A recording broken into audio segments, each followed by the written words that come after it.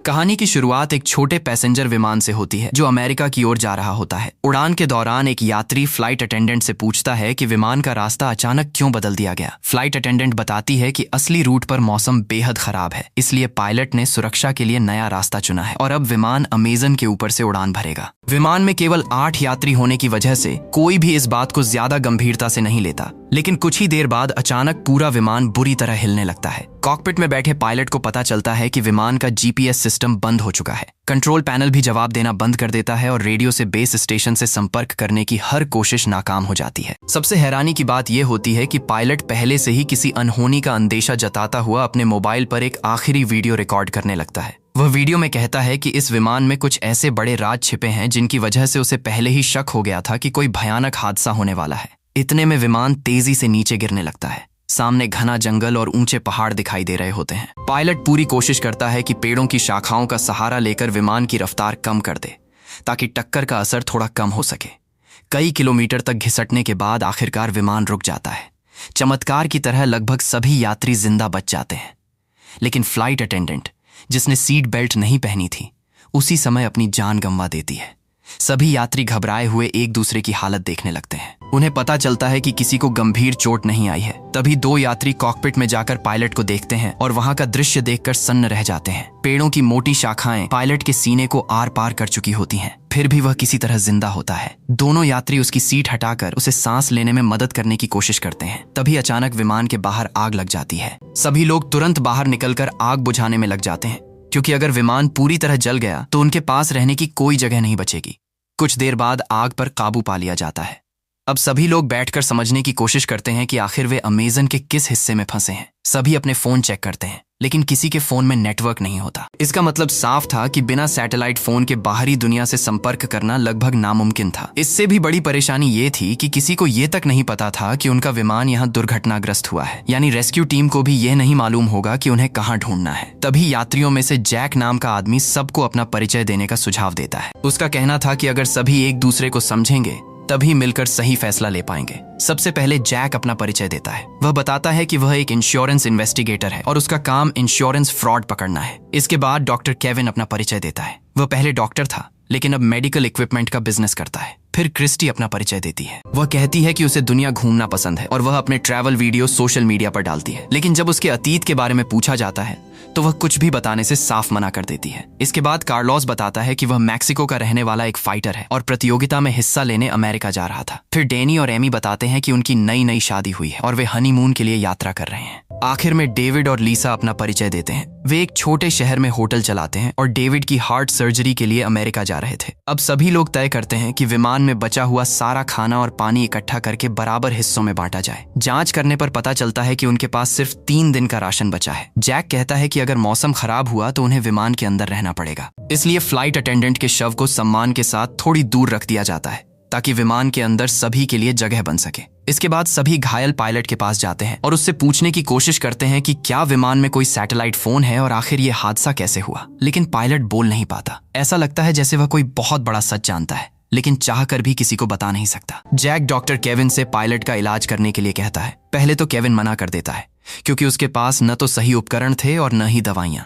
लेकिन जैसे जैसे पायलट की हालत बिगड़ती जाती है, वह आखिरकार बड़ा जोखिम उठाने का फैसला करता है। सभी लोग विमान से काम आने वाली चीजें ढूंढ कर लाते हैं। एक साधारण चाकू, शराब और कुछ जरूरी सामान की मदद से डॉक्टर केविन बिना बेहोशी की दवा दिए पायलट की सर्जरी शुरू कर देता है। दर्द की वजह से पायलट बुरी तरह तड़पता है, लेकिन कई मुश्किलों के बाद सर्जरी सफल हो जाती है। केविन सभी को उम्मीद दिलाता है कि अगर पायलट रात भर जिंदा रहा तो सुबह तक उसकी हालत काफी बेहतर हो सकती है। रात गहरी हो चुकी थी। दिन भर की थकान के बाद सभी यात्री विमान के बाहर आराम कर रहे थे। घायल पायलट भी सर्जरी के बाद बेहोश पड़ा था और ऐसा लग रहा था कि सुबह तक उसकी हालत पहले से बेहतर हो जाएगी। लेकिन आधी रात के समय एक रहस्यमयी नकाबपोश इंसान चुपचाप पायलट के पास पहुंचता है। वह किसी को जगाए बिना उसका मुंह दबा देता है और कुछ ही पलों में उसकी सांस रुक जाती है। पायलट वहीं दम तोड़ देता है। सुबह जब सभी लोग उठते हैं तो पायलट को मृत देखकर उनके पैरों तले जमीन खिसक जाती है। डॉक्टर केविन उसकी जांच करता है और हैरान रह जाता है। वह बताता है कि सर्जरी सफल रही थी और उसकी हालत अचानक इतनी खराब नहीं हो सकती थी। केविन को पूरा यकीन था कि पायलट की मौत सामान्य नहीं हुई। हालांकि किसी के पास कोई सबूत नहीं था, इसलिए बाकी लोग यही मान लेते हैं कि शायद गंभीर चोटों की वजह से उसकी जान चली गई। इसके बाद सभी लोग मिलकर पायलट के शव को फ्लाइट अटेंडेंट के शव के पास एक पेड़ के नीचे रख देते हैं, ताकि अगर कभी रेस्क्यू टीम यहाँ पहुंचे तो दोनों के शव उनके परिवार तक पहुंचाए जा सकें। लेकिन उसी समय एक ऐसी घटना होती है जिस पर किसी का ध्यान नहीं जाता। पायलट की जेब से उसका मोबाइल फोन नीचे गिर जाता है और डैनी चुपचाप उसे उठा लेता है। एमी जब उससे पूछती है कि वह फोन क्यों छिपा रहा है, तो डैनी उसे किसी को कुछ भी न बताने के लिए कहता है। अब डैनी को शक होने लगता है कि इस जंगल में कुछ बहुत बड़ा खेल चल रहा है। बाद में वह अकेले पायलट के शव के पास जाता है और उसका एक उंगली काट लेता है, ताकि फिंगरप्रिंट की मदद से मोबाइल फोन अनलॉक किया जा सके। उधर डेविड और लीसा अलग बैठकर बात कर रहे होते हैं। लीसा बताती है कि वह पहले एक अस्पताल में नर्स थी और उसने ऐसे कई मरीज देखे हैं जिनकी मौत दम घुटने से हुई थी। वह कहती है कि पायलट का चेहरा भी बिल्कुल वैसा ही हो गया था। इसका मतलब साफ था कि किसी ने जानबूझकर उसकी सांस रोकी थी। लेकिन लीसा यह बात बाकी लोगों को नहीं बताती, क्योंकि उसे डर था कि अगर सबको सच पता चल गया तो सभी एक दूसरे के दुश्मन बन जाएंगे। अब वह डेविड से कहती है कि आज से किसी पर भी भरोसा मत करना, क्योंकि कातिल इन्हीं लोगों के बीच मौजूद है। इसी दौरान लीसा को ऐसा महसूस होता है कि कोई उनकी बातें छिपकर सुन रहा है। वह तुरंत चुप हो जाती है और दोनों वहां से चले जाते हैं। उधर क्रिस्टी एमी से अकेले में बात करती है। वह कहती है कि उसे यकीन है कि डैनी और एमी हनीमून पर नहीं जा रहे। कुछ देर चुप रहने के बाद एमी सच्चाई बता देती है। वह कहती है कि वह एक अमीर बिजनेसमैन की बेटी है, जबकि डैनी उसके घर का ड्राइवर था। दोनों एक दूसरे से प्यार करने लगे थे, लेकिन परिवार कभी इस रिश्ते को स्वीकार नहीं करता। इसीलिए दोनों घर छोड़कर अमेरिका भाग रहे थे। क्रिस्टी समझ जाती है कि उन्होंने अपनी पहचान जानबूझकर छिपाई थी। उसी समय कार्लोस सभी को एक अच्छी खबर देता है। उसे विमान के मलबे में एक जीपीएस डिवाइस मिली है। वह बताता है कि अगर वह इसे ठीक कर दे और पहाड़ की चोटी पर जाकर चालू कर दे तो शायद उसका सिग्नल बहुत दूर तक पहुंच सकता है और रेस्क्यू टीम को उनकी लोकेशन मिल जाएगी। ये सुनकर सभी लोगों के चेहरे पर पहली बार उम्मीद दिखाई देती है। कार्लोस बताता है कि उसके पिता इलेक्ट्रीशियन थे और उसी से उसने मशीनें ठीक करना सीखा था। हालांकि उसने अपने पिता का काम छोड़कर फाइटर बनने का सपना चुना। अब जैक फैसला करता है कि आज कार्लोस जीपीएस डिवाइस ठीक करेगा और अगली सुबह सभी लोग उसे लेकर पहाड़ पर जाएंगे। लेकिन तभी लीसा घबराई हुई आवाज में सबको बुलाती है। वह बताती है कि विमान में रखा हुआ उनका ज्यादातर खाना गायब हो चुका है। सिर्फ एक दिन में इतना राशन खत्म होना नामुमकिन था। इसका मतलब साफ था कि किसी ने जानबूझकर खाना चुराया है। जैक और क्रिस्टी तुरंत विमान के अंदर जाकर जांच शुरू करते हैं। जांच के दौरान जैक नोटिस करता है कि क्रिस्टी बहुत प्रोफेशनल तरीके से हर छोटी चीज देख रही है। उसे शक होता है कि वह कोई साधारण ट्रैवल ब्लॉगर नहीं है। आखिरकार क्रिस्टी सच बता देती है। वह कहती है कि वह असल में एक इन्वेस्टिगेटिव रिपोर्टर है। उसका काम अलग अलग देशों में जाकर अपराधियों और गैंग्स का पर्दाफाश करना है। इसी वजह से उसने अपनी असली पहचान सबसे छिपाई थी। अब सभी को समझ आने लगता है कि इस विमान में मौजूद लगभग हर इंसान अपने अतीत के बारे में कोई न कोई सच छिपा रहा है। राशन कम होने की वजह से फैसला लिया जाता है कि कार्लोस कैंप में रहकर जीपीएस डिवाइस ठीक करेगा, जबकि बाकी सभी लोग जंगल में खाने और पानी की तलाश करने जाएंगे। उन्हें बिल्कुल भी अंदाजा नहीं था कि जंगल में उनका अगला कदम उन्हें एक और खौफनाक मौत के और भी करीब ले जाने वाला है। चलते चलते उन्हें नीले रंग के कुछ मशरूम दिखाई देते हैं। उन्हें देखकर क्रिस्टी तुरंत सभी को रुकने के लिए कहती है। वह बताती है कि यह बेहद जहरीले मशरूम हैं। इन्हें खाने वाला इंसान कुछ ही घंटों में अपनी जान गंवा सकता है, इसलिए कोई भी इन्हें हाथ लगाने की कोशिश नहीं करेगा। साथ ही क्रिस्टी यह भी बताती है कि ऐसे मशरूम आमतौर पर नमी वाली जगहों पर उगते हैं। इसका मतलब आसपास कहीं पानी का स्रोत जरूर होगा। थोड़ी दूर चलने के बाद सभी को एक बड़ा तालाब दिखाई देता है, लेकिन उसका पानी गंदा था और सीधे पीना खतरनाक हो सकता था। अब सभी लोग सोचने लगते हैं कि इस पानी को पीने लायक कैसे बनाया जाए। तभी अचानक जंगल में गोली चलने की आवाज गूंजती है। सभी घबराकर आवाज की दिशा में दौड़ते हैं। वहां पहुंचकर देखते हैं कि डेविड ने अपनी बंदूक से एक बंदर का शिकार किया है। अब पहली बार सभी को पता चलता है कि डेविड और लीसा के पास एक बंदूक भी थी, जिसे उन्होंने अब तक सबसे छिपा कर रखा था। लीसा सफाई देते हुए कहती है कि वे किसी को डराना नहीं चाहते थे, इसलिए उन्होंने यह बात किसी को नहीं बताई। अब सभी मिलकर बंदर का मांस पकाते हैं और कई घंटों बाद पहली बार पेट भरकर खाना खाते हैं। उधर जैक और क्रिस्टी तालाब के पानी को साफ करने का तरीका भी निकाल लेते हैं, जिससे कम से कम पीने के पानी की समस्या कुछ समय के लिए खत्म हो जाती है।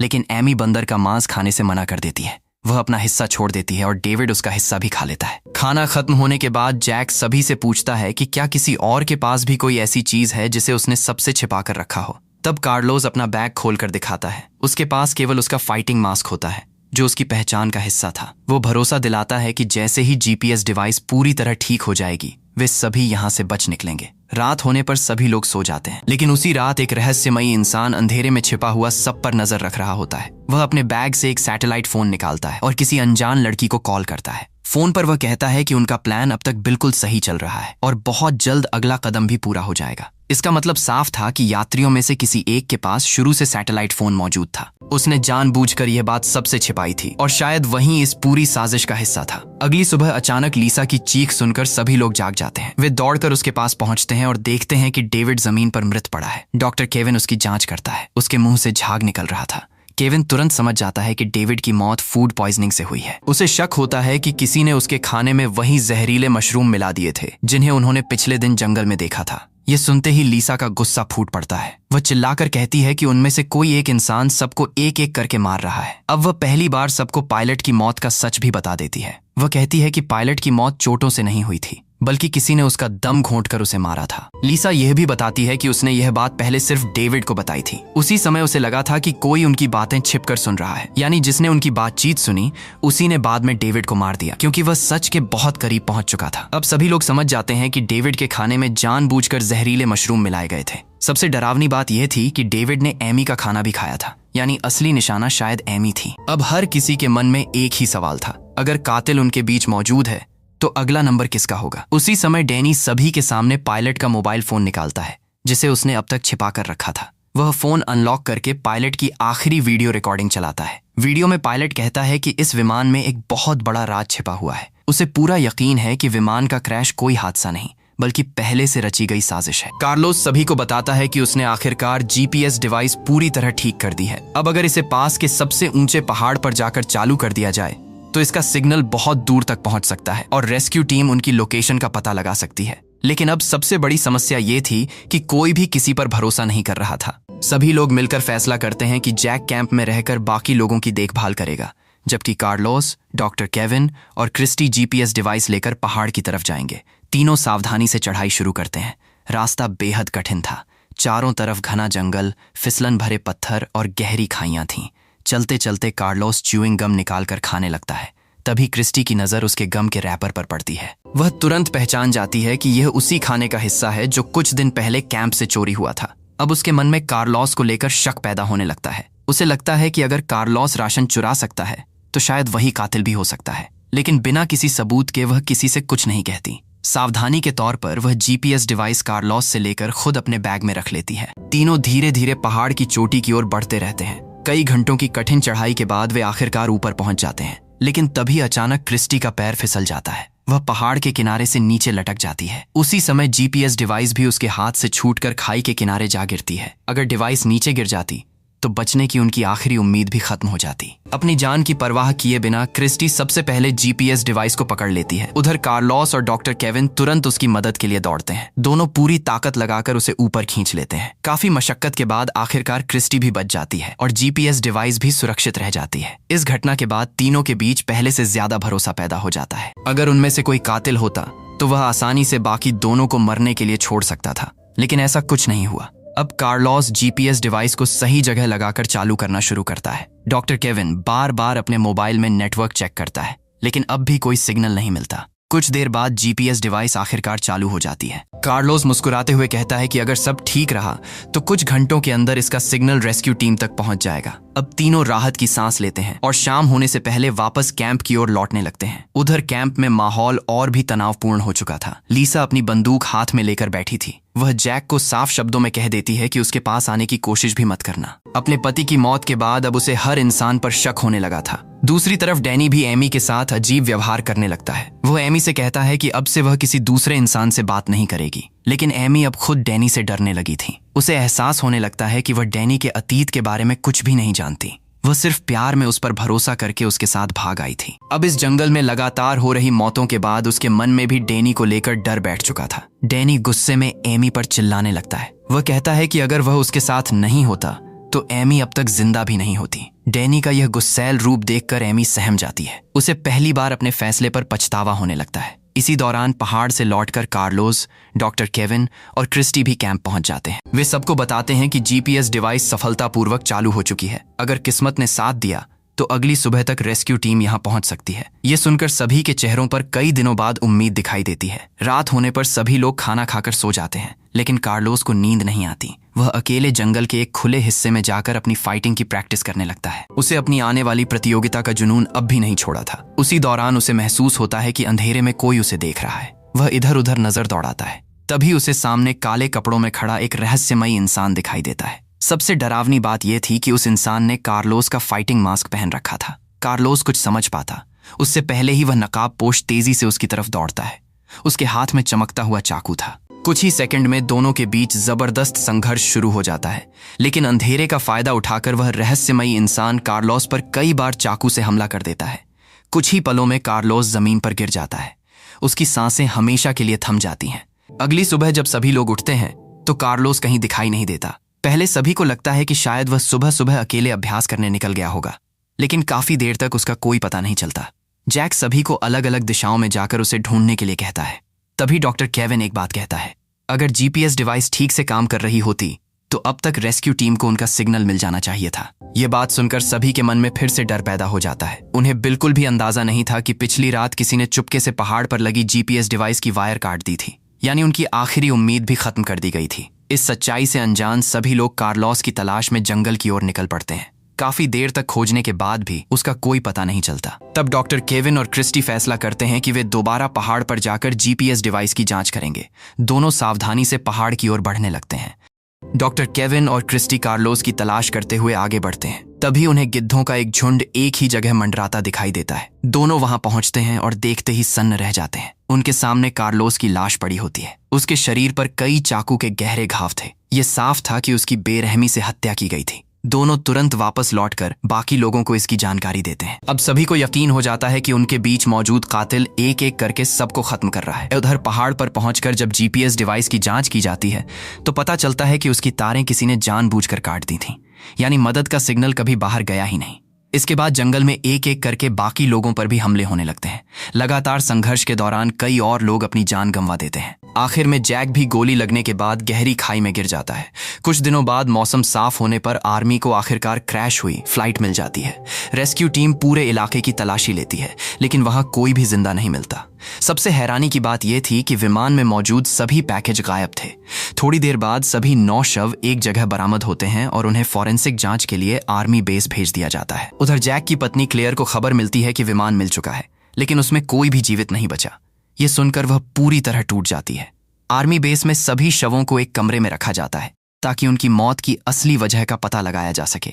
इसी दौरान एक महिला डॉक्टर के आने की सूचना मिलती है, लेकिन रास्ते में असली डॉक्टर की हत्या कर दी जाती है और उसकी पहचान का इस्तेमाल करके एक दूसरा व्यक्ति आर्मी बेस के अंदर पहुंच जाता है। कुछ देर बाद अचानक एक बॉडी बैग के अंदर हरकत होती है। बैग को अंदर से चाकू से काटकर एक आदमी बाहर निकलता है। यही कहानी का सबसे बड़ा ट्विस्ट सामने आता है। वह आदमी डॉक्टर केविन होता है। असल में डॉक्टर केविन मरा ही नहीं था। उसने खुद को मृत दिखाकर बॉडी बैग के अंदर छिपा लिया था। उसी समय कोरा भी वहां पहुंच जाती है और दोनों एक दूसरे को देखकर मुस्कुराने लगते हैं। अब सच सामने आता है कि केविन और कोरा शुरू से ही एक साथ काम कर रहे थे। उनका असली मकसद विमान में छिपाए गए ड्रग्स के पैकेट हासिल करना था। इसी वजह से केविन ने एक एक करके सभी यात्रियों की हत्या की। उसने उन ड्रग्स के पैकेट्स को शवों के अंदर छिपा दिया था ताकि आर्मी को विमान की तलाशी के दौरान कुछ भी न मिले।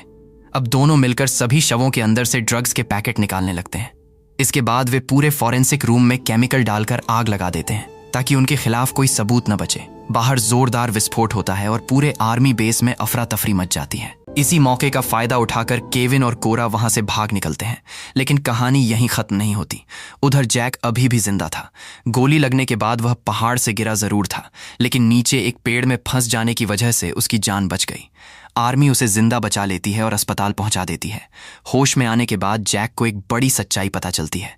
रिकॉर्ड में डॉक्टर केविन नाम का कोई यात्री था ही नहीं। यहीं उसे समझ आता है कि केविन नकली पहचान बनाकर विमान में सवार हुआ था और शुरू से पूरी साजिश उसी ने रची थी। इसके बाद जैक और आर्मी कोरा के ठिकाने तक पहुंच जाते हैं। उधर केविन को लगता है कि अब उसका मिशन पूरा हो चुका है, लेकिन वह अपने साथी कोरा को भी जिंदा नहीं छोड़ता। वह उसके खाने में जहरीले मशरूम मिलाकर उसे भी मार देता है ताकि उसके खिलाफ कोई गवाह न बचे। अब केविन ड्रग्स लेकर एक छोटे विमान से भागने की कोशिश करता है। तभी जैक उसका पीछा करते हुए उस पर गोली चला देता है। गोली सीधे विमान के फ्यूल टैंक में लगती है। तेजी से ईंधन लीक होने लगता है और कुछ ही देर बाद विमान अपना संतुलन खो देता है। आखिरकार वह विमान भी उसी जंगल में जाकर क्रैश हो जाता है जहां यह पूरी खौफनाक कहानी शुरू हुई थी। इस हादसे में डॉक्टर केविन की भी मौत हो जाती है। जिस जगह उसने मासूम लोगों को मौत के घाट उतारा था, आखिर उसी जगह उसका भी अंत हो जाता है। इसी के साथ 9 bodies in a Mexican more की रहस्यमयी और सस्पेंस से भरी कहानी समाप्त हो जाती है।